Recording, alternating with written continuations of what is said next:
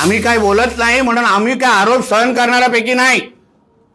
जेव्हा ह्या प्रस्तावाबद्दल ते तुम्हाला संदेश पारकरांना भारतीय जनता पक्षामध्ये घ्यायचं की नाही या बाबतीमध्ये जेव्हा मी स्वतः राणे साहेबांशी बोललो, कारण मला त्यांच्याशी ते आमचे नेते आहेत त्याची परवानगी घ्यायला लागते, राणे साहेबांनी पण मला स्पष्ट नकार दिला।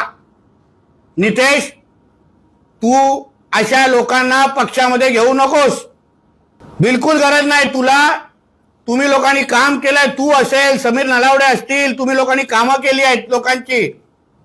मला स्पष्ट एक्झॅक्ट वाक्य बोलायचं तर अशा चपट्या पायाच्या लोकांना पक्षात घेऊ नका, हे राणे साहेबांचं वाक्य।